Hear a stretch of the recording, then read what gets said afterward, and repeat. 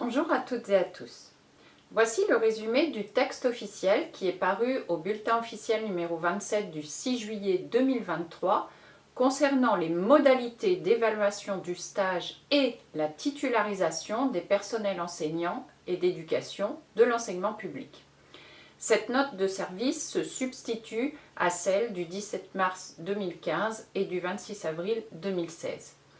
Cette note précise qu'à compter de l'année 2022-2023, les modalités d'évaluation et de titularisation des stagiaires recrutés par concours sont, premièrement, les nouvelles dispositions en vigueur.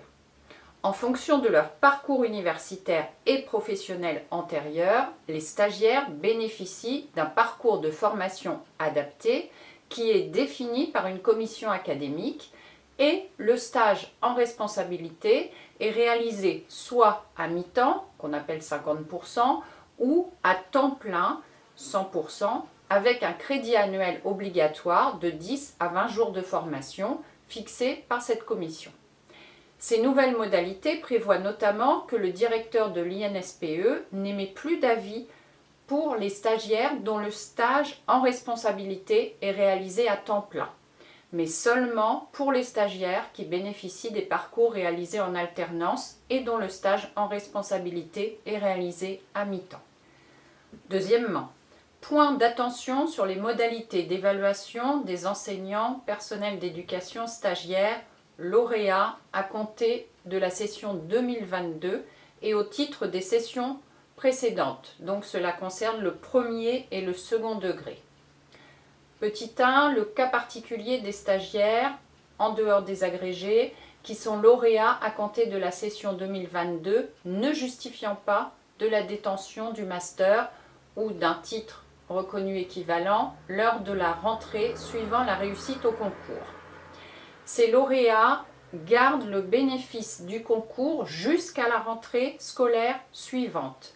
S'ils remplissent alors la condition de titre de diplôme, ils peuvent être nommés en qualité de fonctionnaires stagiaires. Dans le cas contraire, ils perdent le bénéfice du concours et ne peuvent pas être nommés. Petit 2, situation des stagiaires lauréats des sessions de concours antérieures à 2022 en situation de report, de renouvellement, de prolongation de stage. Les lauréats des concours des sessions précédentes en situation de report de stage, ça peut être service national dans le cadre du volontariat des armées, ça peut être un congé maternité, un congé parental, conditions de diplôme, etc., de renouvellement de stage, de prolongation de stage, bénéficient du maintien du dispositif antérieur, c'est-à-dire en application de l'arrêté du 18 juin 2014 fixant les modalités de formation initiale de certains personnels enseignants et d'éducation de l'enseignement public stagiaire.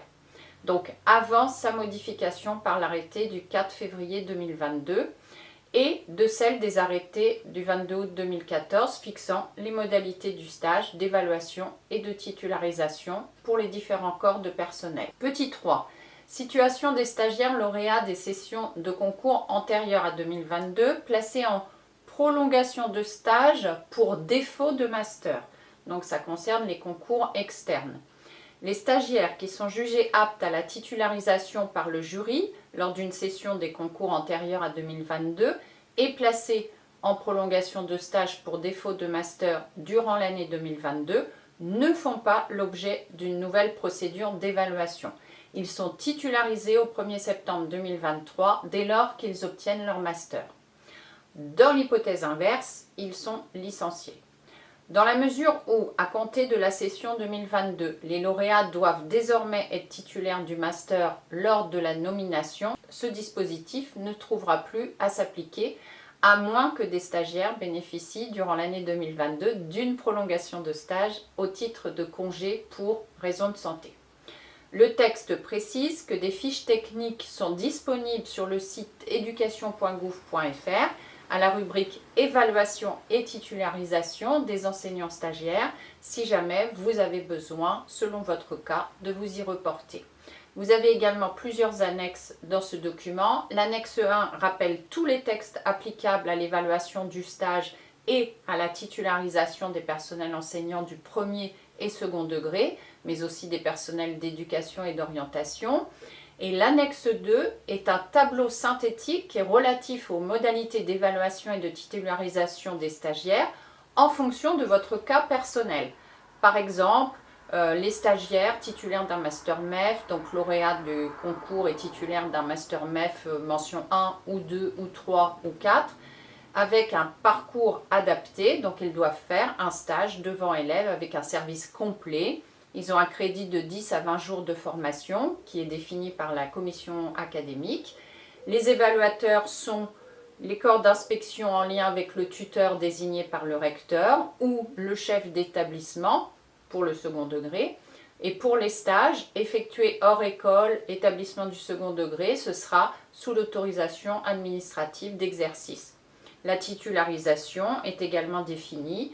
Elle sera dans ce cas-là par un jury de 5 à 8 membres, par l'IGESR pour les professeurs agrégés, et le recteur titularise ou renouvelle ou prolonge ou reporte le stage.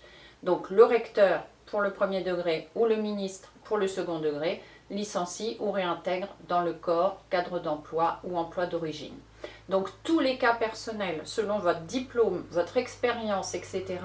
sont listés de la même manière, vous expliquant comment se passera votre évaluation et votre titularisation. À bientôt!